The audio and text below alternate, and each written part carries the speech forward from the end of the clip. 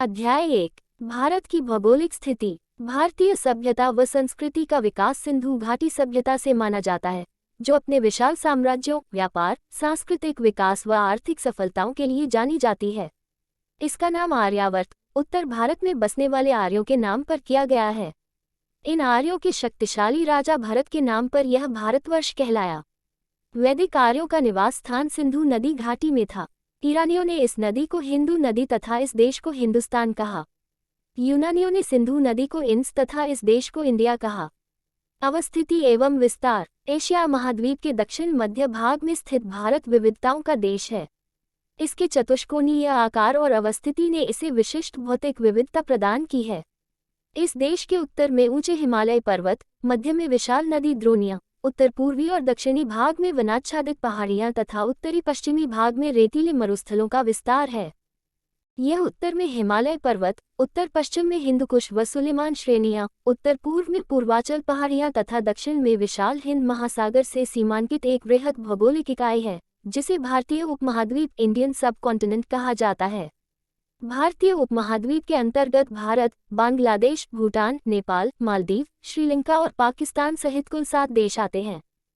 भारत अक्षांशीय एवं देशांतरीय दृष्टि से क्रमशः उत्तरी गोलार्ध और पूर्वी गोलार्ध में स्थित है। भारत की मुख्य भूमि दक्षिण से उत्तर 8 डिग्री 4 से 37 डिग्री 6, उत्तरी अक्षांशों एवं पश्चिम से पूर्व 68 डिग्री 7 से 97 डिग्री 25 पूर्वी देशांतरों के मध्य विस्तृत है। यदि हम भारत के द्वीप समूहों को सम्मिलित करते हैं तब इसका दक्षिण में विस्तार 6 डिग्री 45 उत्तरी अक्षांश से शुरू होता है। इस प्रकार संपूर्ण भारत का अक्षांशीय विस्तार 6 डिग्री 45 बंगाल की खाड़ी में अवस्थित से 37 डिग्री 6 उत्तरी अक्षांशों के मध्य है। भारत का उत्तरी बिंदु इंदिरा कॉल 37 डिग्री 6 उत्तरी अक्षांश है, जो लद्दाख में स्थित है। भारत की मुख्य भूमि का दक्षिणतम बिंदु कन्याकुमारी या केप कमोरन अंतरीप 8 डिग्री 4 उत्तरी अक्षांश है, जो तमिलनाडु राज्य में स्थित एक द्वीप है। मुख्य भूभाग के दक्षिण पूर्व में अंडमान एवं निकोबार द्वीप समूह बंगाल की खाड़ी में तथा दक्षिण पश्चिम में लक्षद्वीप द्वीप समूह अरब सागर स्थित हैं। भारत का सबसे दक्षिणी बिंदु इंदिरा पॉइंट है, जो अंडमान एवं निकोबार द्वीप समूह के ग्रेट निकोबार द्वीप का दक्षिणी बिंदु 6 डिग्री 45 उत्तरी अक्षांश है। ये वर्ष 2004 में सुनामी लहरों के कारण समुद्र में जलमग्न हो गया था।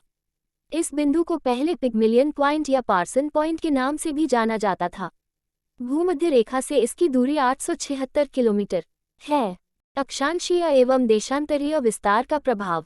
भारत का अक्षांशीय एवं देशांतरीय विस्तार लगभग समान 30 डिग्री है, परंतु भूमि पर दोनों में वास्तविक दूरी समान नहीं है, क्योंकि दो देशांतरों के बीच की दूरी ध्रुवों की ओर कम होती जाती है, जबकि दो अक्षांशों के बीच की दूरी लगभग सर्वत्र एक समान रहती है। इसलिए भारत का पूर्व से पश्चिम का विस्तार उत्तर से दक्षिण के विस्तार की अपेक्षा कम प्रतीत होता है। भारत की मुख्य भूमि का उत्तर से दक्षिण विस्तार पूर्व से पश्चिम के विस्तार से 281 किलोमीटर अधिक है। इस प्रकार कहा जा सकता है कि भारत की मुख्य भूमि की आकृति चतुष्कोणीय है।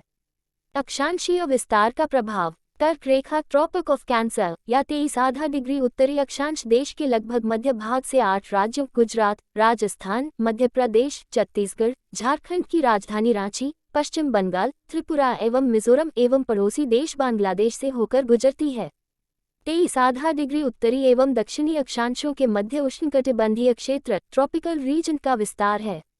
कर्क रेखा 23 डिग्री उत्तरी अक्षांश भारत को लगभग 2 बराबर भागों उत्तरी भारत एवं दक्षिणी भारत में बांटती है, जिसका दक्षिणी हिस्सा उष्णकटिबंध और उत्तरी हिस्सा उपोष्णकटिबंध या कोष्ण शीतोष्ण कटिबंध कहलाता है। अतः भारत का विस्तार उष्ण एवं उपोष्ण दोनों कटिबंध में है। अधिक अक्षांशीय विस्तार का प्रभाव दिन और रात की अवधि पर भी पड़ता है। केरल में सबसे छोटे एवं सबसे बड़े दिन में 45 मिनट का अंतर है, जबकि लेह लद्दाख में यह अंतर 5 घंटे का है।